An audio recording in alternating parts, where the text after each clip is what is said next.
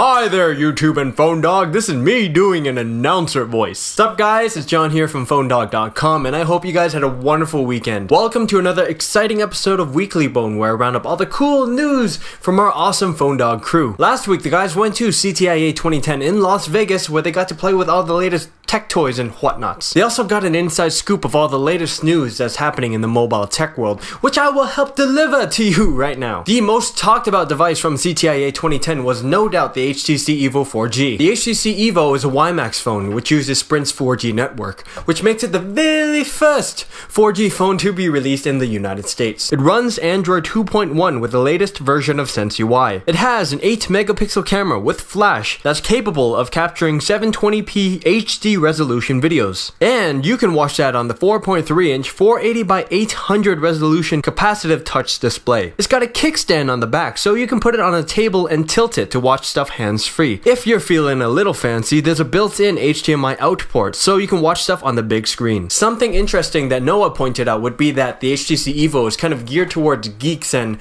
tech enthusiasts, which may not be a bad thing. Although very polished, Android OS isn't as basic and simple as iPhone OS. Not to mention the sheer size of the HTC Evo might be an instant turnoff to some people. Okay, it's not this big, but you get the idea. So what do you think? Would the totally awesome HTC Evo 4G do well in the mainstream market? Leave a comment below. The other device that had everybody in CTIA talking would be the Samsung Galaxy S. Noah got some pretty cool seats for Samsung's 15-minute presentation. ZOMG 15 minutes? Oh, sounds long, I know, but it's got to be one of the coolest presentations I've seen in a while. Look, it's Tony Hawk.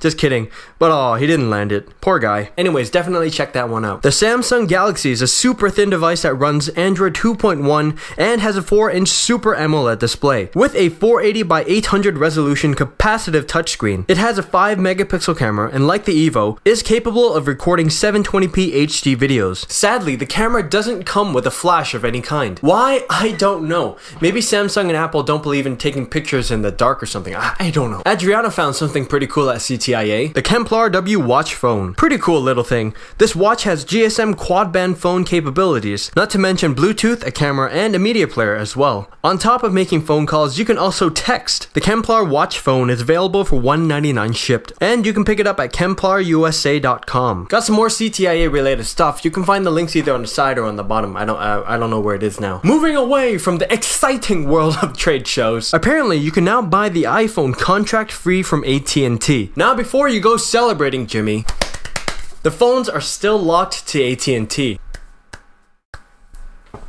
The price for the off-contract iPhone 3GS goes as follows: $499 for the 8GB, $599 for the 16GB, and $699 for the 32GB, which is still pretty pricey if you ask me, but hey, I am Chip. Noah unboxes and gets hands-on with the Android-powered Sony Xperia X10. We had a little mix-up earlier with the screen specs, but to clear things up, the X10 has a 4-inch 480 by 854 pixel capacitive touchscreen. So Noah, what's your thoughts on the X10? Were you out partying? You were out partying too late, Xperia X10. Full video link on the sidebar. While we're talking about Android, let's head on over to Dog for a sec.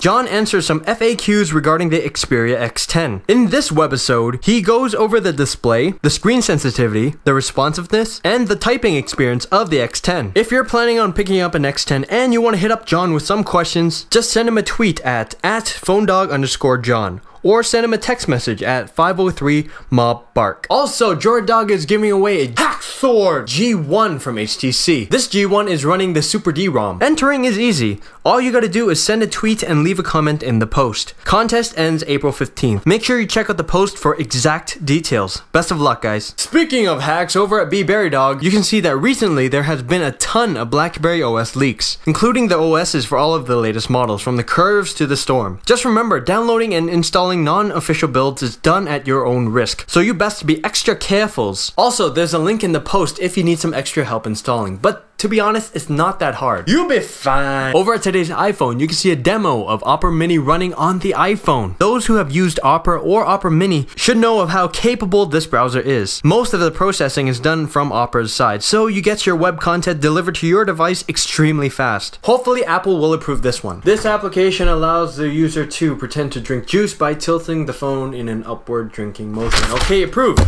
Next. Opera Mini. No!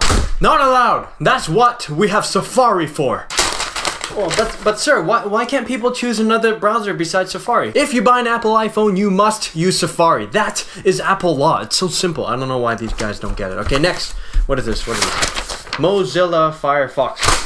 Ah, come on! Got some interesting news here, especially for HTC HT2 owners. The quote-unquote official Windows Phone 7 series ROM has been ported over to the HT2. If you followed this little story, you would know that the HT2 isn't compatible with WinPhone 7 due to hardware differences. Anyways, almost everything is said to be working, including Wi-Fi, GPS, and Bluetooth. Unfortunately, it's not out yet, but we'll keep you updated on when you guys can get this on your HT2. Don't got an HT2 but planning on getting one? Well, Noah does an unboxing and hands-on video for the HTC HT2 from T-Mobile. Yes, I know a lot of unboxings and hands-on this episode. Also, it appears that Noah has gotten sick from the CTIA show, so make sure you send him some get-to-well-soon wishes. Apparently, he also loses his train of thought when he's sick. Show where there's thousands of people all touching the same stuff, and it's all gross. You're gonna come home sick. That's what happens. But hey, you know what? The folks at HTC and T-Mobile made it a little easier for me to come home, because the HT2 was waiting for me. That's why I got the hat on, or I'm unshaven and stuff, because I'm sick. Anyway, it's the HTC Touch HD2, the T-Mobile version. Congrats to H. Liu of Maryland for winning the Motorola Droid from our One Pod Bandit game. Up for grabs right now would be the BlackBerry Curve 8330 in titanium. All you gotta do is spin for your chance to win, and you can play it from our site or on Facebook. Best of all, it's free! So best of luck, guys. For free mobile themes, ringtones, and wallpaper downloads, check out Tehkseven.net. Also, check out the Tehkseven YouTube channel where I do a similar mobile news show called Phonage. And of course, check out PhoneDog.com for the latest mobile news, reviews, videos, and much more. I hope you guys enjoyed this episode of Weekly Bone. This was John from PhoneDog, and I will see you guys next time. Laters.